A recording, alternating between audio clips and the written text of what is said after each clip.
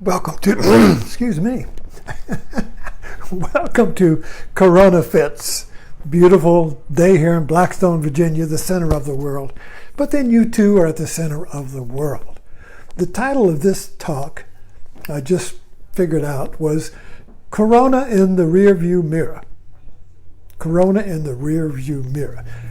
Yesterday I went out. I went to Costco and I had to go to the up store. And I had to stop at the computer fix-it store. And in both of those stores, they had only one person could go in at a time. And you went there, and there was a spot. You stand here, and everything. And the people there at Costco, there was a shield separating the clerk from the like a salad bar, and you had to wait out.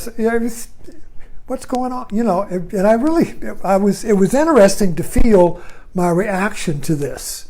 I felt like, now I know what paranoids and germaphobes feel like all the time.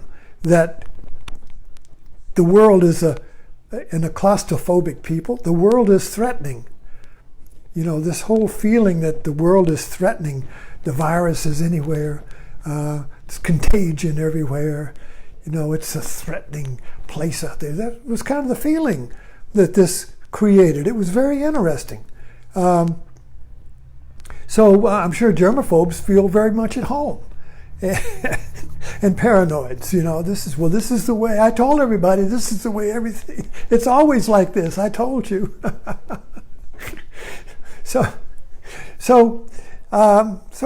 My meditation this morning has been on the metaphor of driving in the rear view mirror. Now, the metaphor of this is that the rear view mirror is where we've been, the known. What we've experienced, what we have named, what we have defined, our storehouse of the known. And it's very certain in the sense that driving in the rearview mirror means I always know where I am because I know everything. We get a moment, when I know I do. In particular, a lot of times, you're driving somewhere and you daydream off, you doze off, maybe not doze off, but you're off in thought, and suddenly you come back and you say, where am I? Did I miss my turn? Is my turn up ahead? Where am I? I look around, I have no idea where I am. And then I see a known, I see a familiar store. I know where everything comes into place. Have you ever noticed that? Suddenly you're in a whiteout of the known. An Alzheimer's moment. You don't know where you are. What state am I in? Who am I? What? And then you see one thing that you know, and boom, everything comes into place. It's like an instant orientation. It's like an instant alignment with the past. With the past, you see. That's the known. I know it because I've been there. I've defined it. I've experienced it. It's in my memory. This is the survival mechanism. If we didn't have that, you'd go out and pet a tiger. You step out in front of a bus, So the rearview mirror and the known is a survival way of knowing. But the problem is that in our culture, we're seeking not adventure and understanding, we seek certainty and security. That's the primary concern now. We only seek security and stability through what we know, through the known. I know it. I'm secure in that. Even if it's bad, I know what it is. And I would rather keep the bad than give it up for what I don't know. The unknown is worse, even when the known is bad.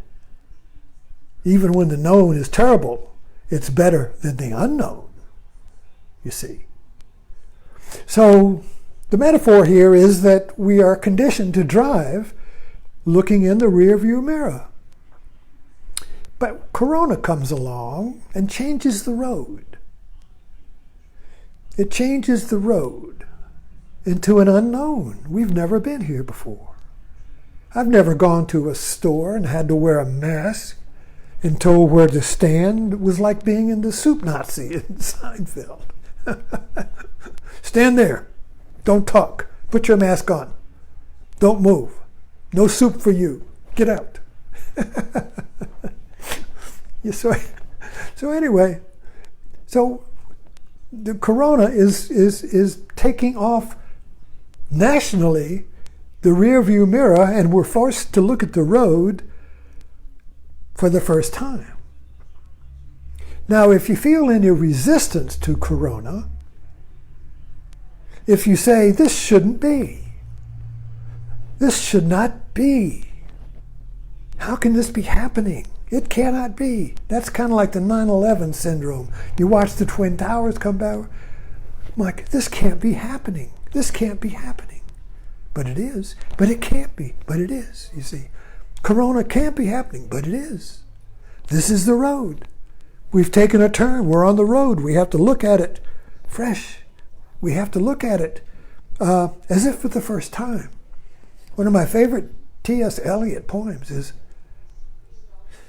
that we should not cease from exploring. But at the end of exploring, we shall see where we started for the first time. There's ambiguity in that. We shall not cease from exploring. Well, but at the end of our exploring, what? I thought you said we shall not cease. So there's ambiguity. We shall not cease. There will be an end. There is no end. There is an end. Ambiguous. And then the second part, you shall see where you started for the first time. Well, if I see where I started, I know it. But if I see it for the first time, I don't know it. So I don't know it, I know it, and I don't know it. I shall not stop, I shall stop, you see. Ambiguity.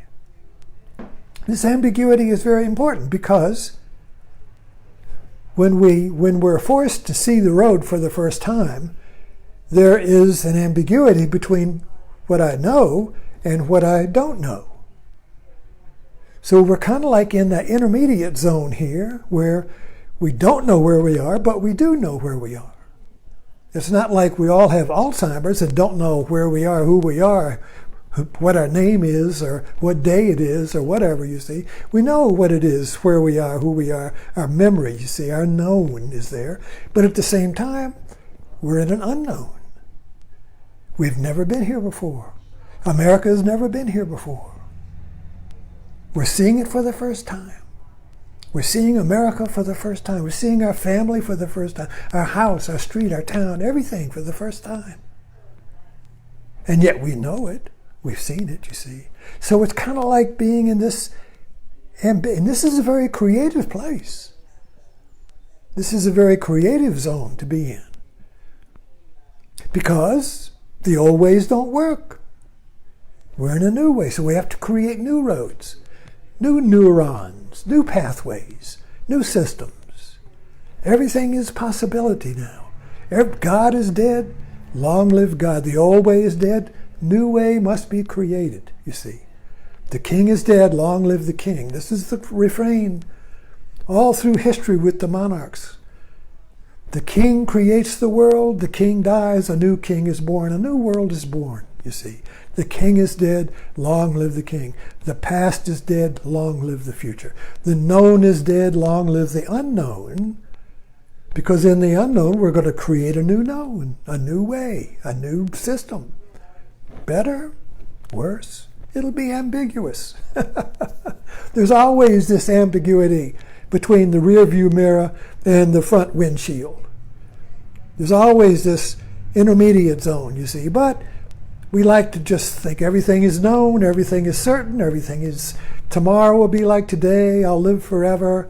We all say, talk to you later, assuming that there will be a later. See you tomorrow, assuming there will be a tomorrow.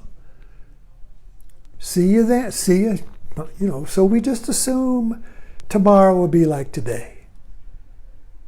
But when we see the world for the first time, It's a wondrous place.